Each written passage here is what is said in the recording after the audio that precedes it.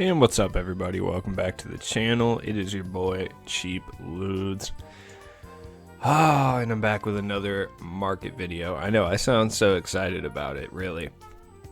So international packs just came out the other day, and 2K is doing new agenda challenges. Agenda challenges are a really good time to make a lot of MT if you can predict them correctly. Granted, I was a few days early on it. Both Derrick Rose and LeBron did end up getting challenges, and their prices did end up going up because of that. Now, I was incorrect about Russell Westbrook, but don't freak out and start selling all your Russell Westbrooks. Just leave them in your auctions for now, because dude, at some point Russell Westbrook is going to get a challenge and his price is going to skyrocket. No one could have really predicted Jokic and Booker had them because there's just no reason for it, but yeah, eventually Westbrook is going to get a challenge and his price is going to go up, and then you're going to be able to sell them for a profit. So just don't panic on it yet. Keep them. Oh, before I get any further, help your boy out. Drop a like, drop a comment down below, subscribe to the channel if you're new. I upload daily content, literally every single day. So when it comes to all of the new, XP challenges, I guess. I mean, as you can see, I'm not doing a crazy good job of my XP grind personally. Like, I'm only at level 26. I've seen people are already in the 30s and stuff like that. I have so many challenges left to do. I've just been playing unlimited and messing around, so it's like I haven't really tried. But at the same time, we do have a new player in the Triple Threat Vault, and that is Buck Williams. Having just looked at Buck Williams, let me go check his stuff. He actually looks pretty decent. Let me check out his 2KDB report just to see what's up with this card. 6'8" at the power forward's a little bit small. He's going to hurt you because he's not going to be able to shoot threes. I think he only has like a 30-shot three-pointer. He is going to be an incredibly good defensive card with Hall of Fame Intimidator, Pogo, Rebound Chaser, and Tireless Defender, along with like gold clamps, gold worm, gold brick wall, and stuff like that. So, yeah, putting box on him would help a lot, and putting defensive leader and heart crusher, interceptor, all that stuff would help him quite a bit. Other than that, you can put some finishing badges on him. He comes standard with like Slithery Finisher Gold and Putback Boss Gold. Good card. I mean, if you're just playing TTO to get all the way to the top anyway. That being said, that's another thing I wanted to talk about is I know it's tedious, and I know, to be completely honest with you, Victor Oladipo is not worth this amount of trouble, but man, I'm so behind on Triple Threat Online. I'm like honestly going to have to go play like an absurd amount of it over the next like 29 days, I think, to get up there, because it's like it's worth getting up at that point for next season when they update the prizes again. It's worth it. It really is, especially if you're playing like a no money spends account. Like, the cards they put on there are usually pretty good. Like, Buck Williams is incredibly usable for sure. He's just not like great, but he's usable. It's kind of like Bill Russell. So with that being said, they obviously leaked the challenges a couple days early, so we had access to them. Haven't done a single one. The Around the World challenges are out. The prizes aren't great. 100 MT, silver contract packs, like some weird stuff like that. 2 tokens, a basketball pack, some gold shoe packs. Honestly, this is just insulting. But you do get a Ruby Joe Ingles at the end, and Joe Ingles is pretty decent. So, and you have to get him to unlock the final reward, which is Ray for Alston, who might be pretty decent. I'm not sure. Triple Threat Online's the same. It's still Daryl Griffith, so I wouldn't worry too hard about that. But if you're in a pinch for MT, go play some Triple Threat Online. You can put together a pretty good squad for, relatively cheap. Obviously, this is not the squad I'm referring to, but you could use something around the lines of like, where's my guy at? Richie Guerin, who's pretty cheap. I've talked about him ad nauseum quite a bit. Michael Cooper. We don't have any cheap, big, good big men as of yet, but you could run like Andre Karolinko, Bailey Howell. If you're going more towards like the Ruby or Amethyst range, Scalabrine is actually not bad. Like, Sam Perkins is free. He works really well. He can hit jump shots. Bargnani, Rafe LaFrance work really well. You can pretty good squad together for around. Honestly, Chris Bosh isn't bad either. Like, you can put together a winning roster for like 20-30K, and I promise it, by playing a lot of Triple Threat, you'll end up making a lot of that. I have 2 losses. I'd be losing out here. I don't care. at all. So let's talk about the new cards that came out on Tuesday. The international guys. I've done a couple gameplays. As you've seen, I've done all 3 of these. I haven't locked in for Detlef Schrempf for one main reason. I am not paying 200k for Peja Stojakovic. Neither should you. Look, if you have Peja, I get it. He's got a really nice release, and he might be very helpful right now. This is a mirror image from what 2K did last year. 2K released the New Year's resolution. What was it? Lights Out? I think Peja was in Lights Out. Yeah, Pink Diamond Peja was in the Lights Out packs last year. Had the exact same badges, the exact same stats. This is like, by the numbers, the exact same card, complete with Steady Shooter. I'm almost certain, yep, he has gold Steady Shooters. This is literally almost the same card. If you have him, sell him right now. This value will never be higher. Yes, Detlef Schrempf he's probably pretty okay. But yeah, same with Ilgauskas. He is a floor spacing center. There aren't that many of them. But at the same time, you're paying 100k for a guy who has a 79 3 is not great. 90 offensive rebound's good. Same with defensive rebound. But he has a 29 speed. He's so slow. Like, it hurts. It hurts, it's so slow. And to be completely honest, you can pick up this guy for a lot cheaper. Like, Ilgauskas is around 100k. Kristaps is like 20k.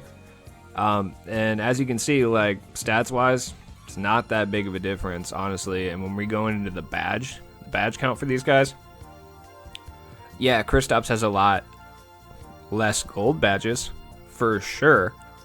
And you can't add as many badges to Porzingis, and you can't upgrade as many. But at the same time, if we're talking about a tactical downgrade here, downgrading to Porzingis off of Ilgauskas is hugely important. That's like a very big move that you can make for your team. You could free up about anywhere from 60 to 70k MT, just like that. That being said, I do want to talk about Rubio. I just put out a gameplay for Rubio. Go check that out if you haven't. He is an incredibly good point guard for incredibly cheap. You can get this guy for around 10k, and he can instantaneously improve your team. It's not even remotely close. Like, he's super good. He can definitely improve anybody's team. He's got good playmaking badges. Yeah, Dimer. He has Floor General Gold, Quick First Step. He even has like Silver Clamps, so he helps out on the defensive end. Great card. If you're in need of a budget wing that can get it done, Andrew Wiggins is one of the best cards in the game as far as budget guys go. You can only add 3 badges to him. I recommend adding the shooting badges. Check out my Andrew Wiggins gameplay, which I'll link at the end of this video as well. Incredibly good card that is incredibly cheap. You can pick him up for like 7 or 8k.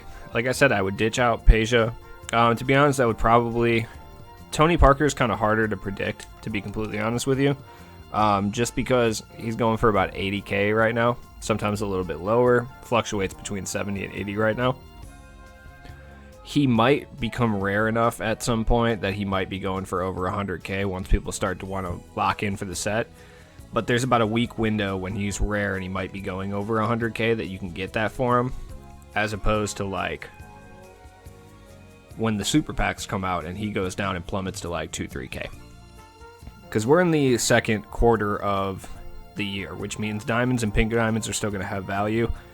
Next quarter, diamonds are not going to have value anymore. We're going to start seeing diamonds go for like, 10, 20k what amethysts are right now. That's going to happen next season.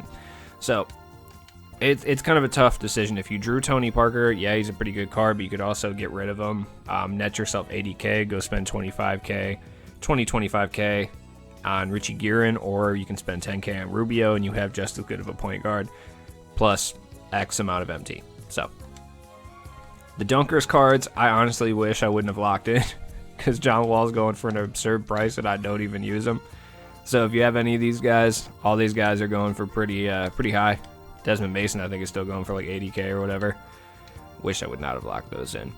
That being said, I've talked about it a bunch of times, but I'll continue to talk about it. I shouldn't have Nick Nurse. I should probably just sell him. I use D'Antoni anyway. Badges, if you're not badging cards up, just get rid of them. Like, this gold flexible release, like, I'm not going to put it on Isaiah Thomas or Steve Nash. I don't even use those guys anymore. Might throw it on James Harden if I ever need to use him for something. Maybe Jay Williams, but badges, honestly, they're easy to come by.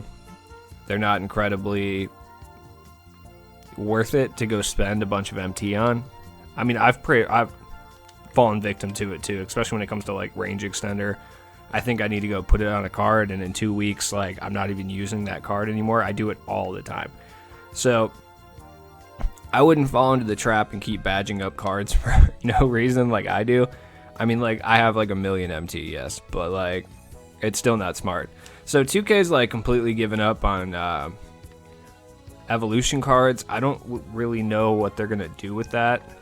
So I don't really have any even market tips on evolution cards, because the only evolution card we've gotten all year, besides the guys we got at the very beginning of the year, is Damon Stoudemire from Limited like weeks ago. But they've really drawn themselves into a corner, because they put evolution cards into the game so that they could get rid of the ability to add badges through, you know, badge upgrade cards. But now they have both in the game, and I think it's obvious that they're not going to really be doing much with evolutions anymore. I think it is a part of the game, so at some point they're going to start to release Evo cards. It's just a matter of when. By this point last year, we had literally like 100 or so Evo cards, so I don't really know what they're doing there. But the first Evo card that they release is going to be expensive for literally no reason. So if they do release one, it could be a terrible card like a Truck Robinson or some Tree Rollins or some random dude that's always in 2K. And it'll still be expensive just because it's an Evo card. So other than that, guys, I'm sure if you're watching this video, you know about locker codes, but if you don't know about locker codes, download the Locker Codes app. It's literally called Locker Codes. Like, download that app. It's on the App Store for both Android and iPhone. Go download that and put in the locker codes every time they come out. That, if you don't want to do that, you can go follow NBA 2K21 My Team on Twitter. They put all the locker codes on there. Those locker codes are hugely important. Just because they'll give you like free packs, free tokens, free MT, free whatever. 2K is still assholes about it though, so you're gonna have to play a Plinko game, and it'll be like something stupid. It'll be like a non-guaranteed pack, and then like a gold consumables pack or one single token. And those are your options. I don't know why 2K can't just give us the fucking pack at this point. Like, why do I have to play? Okay, I'll play the Plinko game. That's cool. But, like, why do I have the gold consumables and one single token? What is this one token doing for me? Whatever. All right, rant over. Anyways, continue to look out. If you want to, you can do your own research. I will put out prediction videos every week predicting, you know, things in the market. As you can see, I'm still pretty high on Klay Thompson being a feature tomorrow. I've sold some of my Westbrooks, but I'm keeping 3 of them. I had like 10 at one point. So other than that, like, I'm keeping a bunch of the Klay Thompsons here, just specifically because I think he's going to get a This Day in History challenge tomorrow.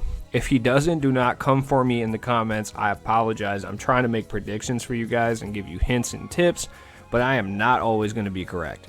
I'm going to be wrong at least 50% of the time, so do remember that.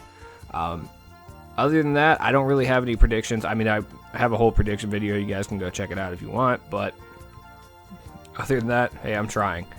So what is coming Friday? I think Friday for sure we're getting Idols. It's been a while since we got Idols. It's been at least like 4 weeks, I think. Minimum. I think the last Idol card we got was Dominique. Yeah, the last one was Dominique. The first one was Manu. So it's been a little while since we got Idols, so I think we get Idols this Friday. Who's going to be in the Idol set? Good question. I have no idea. That being said, these Idols guys don't lock in for anything, so like I should have sold Alonzo Mourning a long time ago, but I'm like a card collector. I like to keep a lot of the cards. I only keep selling my Giannis's when I get them because he's going for too much for me to like keep a hold of them. So, and Paul George I bought back recently because I found one for super cheap. So, is he still going for like 80K? I might sell. He's going for 100K. Yeah, Paul George might be off the team again for like the 3rd or 4th time. Yeah, I'm gonna keep an eye on that one. He's going for 100K. I like Paul George, but I don't use him like that. I'll get rid of him in a heartbeat. I honestly don't care. Michael Cooper, I think, has gone up in price a little bit. Yeah, he's up above 20K right now. So if you watch my earlier videos when I said that this guy was a guy to keep, you should be swimming in MT by now. Skola's not very good, and to be honest with you, I'll probably sell him off for 10K. If I can get 10K for Scola, I'll get 10K for Scola. I never use this card. Don't sell Eric Gordon. Always keep him. Patty Mills, whatever. Willis Reed is a rebounding machine. I just played a dude yesterday with Willis Reed. And he was killing me with this guy on the glass. So I might keep him around just to do certain things. But either way, it's been your boy Cheap Ludes. Thanks for watching the video. I hope this helped you make at least some market decisions and wasn't just like incoherent rambling from me. Other than that, hey, I'll be back with new content every single day. Once I get enough packs, I'm going to do a video where I rip these packs. My last piece of advice before I get out of here is these deluxe league award packs. Okay? Don't open them right now.